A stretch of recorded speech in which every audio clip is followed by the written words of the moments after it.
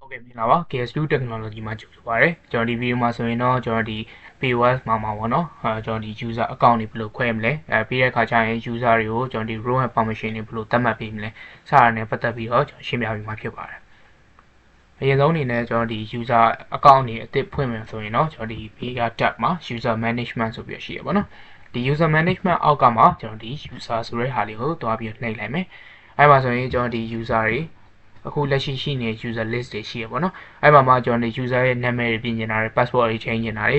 ေကျွန်တော်ဒီပြုပြင်နေတဲ့အချက်လက်တွေရှိရဆိုရင်တော့ကျွန်တော်ဒီ user ရဲ့ကျွန်တော် list action မှာပေါ့နော် edit ဆိုတဲ့ဟာလေးကိုနှိပ်ပြီးတော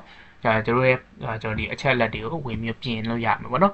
ပြင်ပြီးသွားပြီဆိုရင်ကျတော့ကျွန်တော်ဒီမှာ update ဆိုတဲ့ဟာကိုနှိပ်ပြီးလိုက်မယ်ဆိုရင်ဒါက user ရဲ့ကျွန်တော်ဒီသူ့ရဲ့ data အချက်လက်ကိုပြင်ထားပြီးသွားပြီပေါ့နော်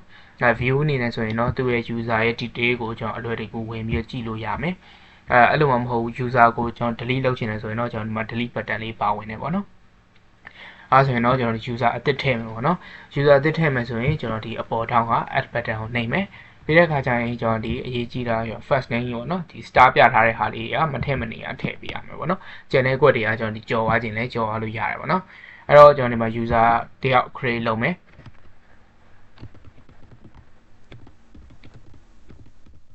်ကျွန်တော်ဒီ user ရှိမယ် name ရှိမယ်သူ့ရဲ့ email ပေါ့နော် email ရှိမယ်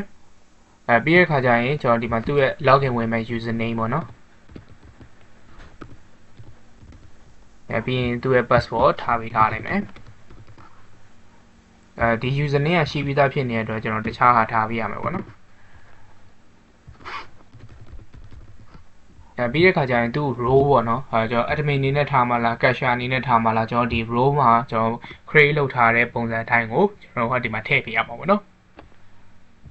အဲ့တော့ကျွန်တော်ဒီ row မှာတော့သူ့ကို cashier ဆိုရင် cashier ဆိုပြီးတော့ထားပေးလိုက်မယ်ပြီးရင်ကျွန်တော်ဒီ sign ခွဲရှိတဲ့အခါမှာသူနဲ့သက်ဆိုင်တဲ့ကျွန်တော်ဒီ sign ခွဲတစ်ခုကိုပဲ assign ချပြီးလိုက်လို့ရမယ်ပေါ့နော်အဲ့ဒါဆိုသူနဲ့သက်ဆိုင်တဲ့ location တစ်ခုကိုပဲသူ့ရဲ့ account ကနေပြီးတော့မှမြင်ရမယ်ပေါ့နော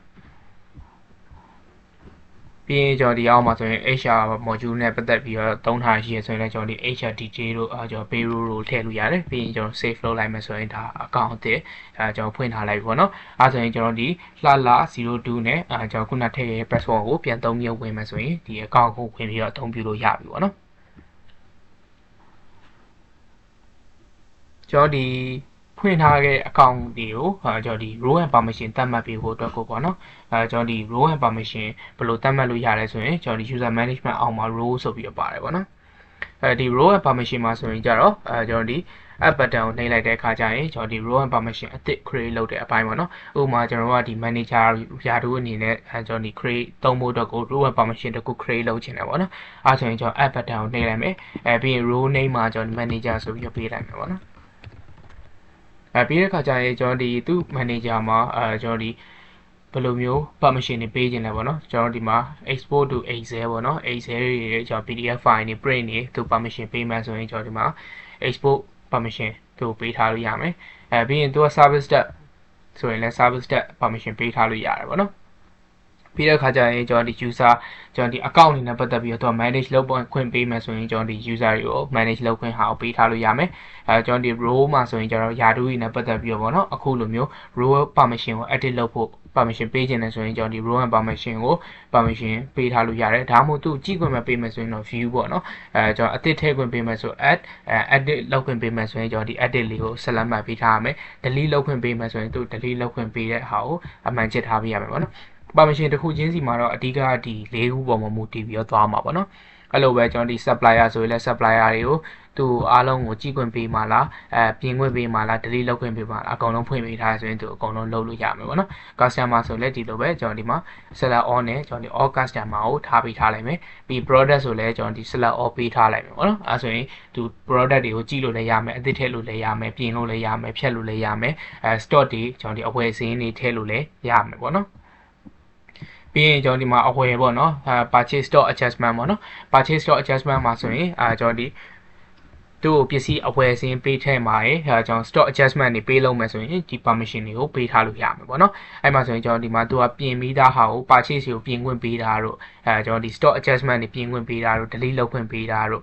app purchase payment ပေါ့နော် payment တွေထည့်ဝင်ပေးတာတွေ payment တွေကိုပြင်ဆင်ဝင်ပေးတာတွေစသဖြင့်ဒီ permission တွေကိုကျွန်တော် manage လုပ်လို့ရတယ်ပေါ့နော်ဒါပြီးတော့ POS ပေါ့နော် POS မှာဆိုလဲကျွန်တော်ဒီactive လုပ်တာတွေ view